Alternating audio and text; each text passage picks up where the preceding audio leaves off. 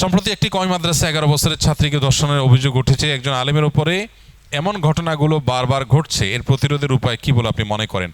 সর্বপ্রথম কথা হলো যে মাদ্রাসা হোক আর স্কুল হোক, আবাসিক প্রতিষ্ঠানগুলোতে যে সমস্ত অনাচার হয়, এই অনাচারগুলো বন্ধে আমাদের পদ্ধতিগত বেশ কিছু সংশোধনী আনা গুরুত্বপূর্ণ।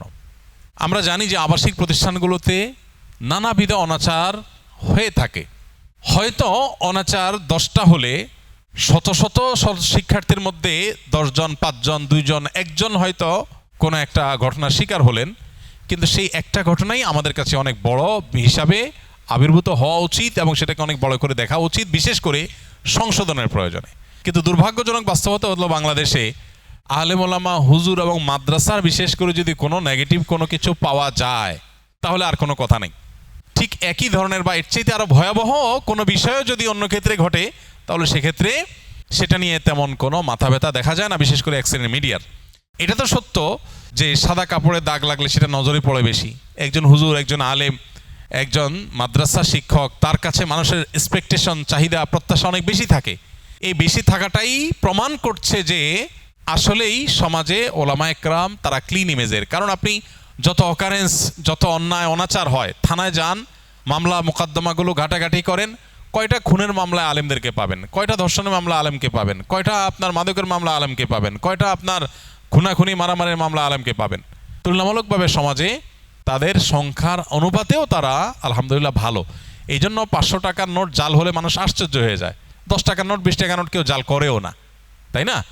এই কারণে হুজুরদের বা মাদ্রাসার কোনো নেগেটিভ জিনিসটা একটা নজরে পড়ে বেশি। কিন্তু যেই ঘটনা পার্টিকুলার এখানে উল্লেখ করা হয়েছে, এই ঘটনার ব্যাপারে আমি যতটুকু লক্ষ্য করেছি সেটা হলো যে বিষয়টা এখনো পর্যন্ত পরিপূর্ণ ক্লিয়ার না যে আসলে কি ঘটেছে।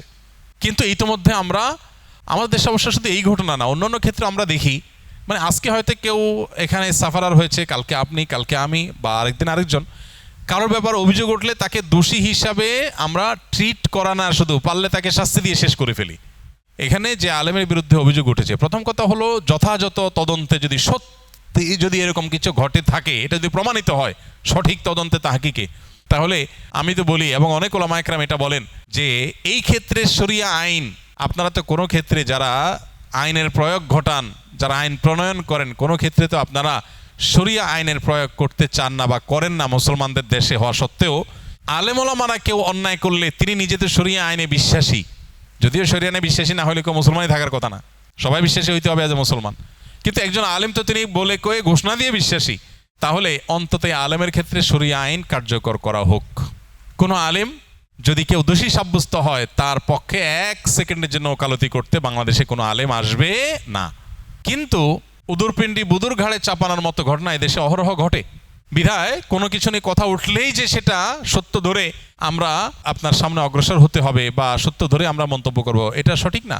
কুমিল্লার একটা ঘটনার ব্যাপারে এই কয়েকদিন আগে এরকম শুনেছি, সেটাও মহিলা মাদ্রাসার ঘটনা, অথচ পরবর্তীতে পুরো জিনিসটা উঠে আসছে যে একদম তদন্তে বের হয়ে আসছে যে যা রটেছে, সাধারণত বলে যা রটে কিছু না কিছু বটে, যা রটেছে তার কিছুই বটে না, অন্য কিছু বটে। তো দুর্ভাগ্যজনক বাস্তবতা, এটাও আমাদের দেশে হয়। তো সেই জিনিসগুলো আমাদের মাথায় রাখতে হবে।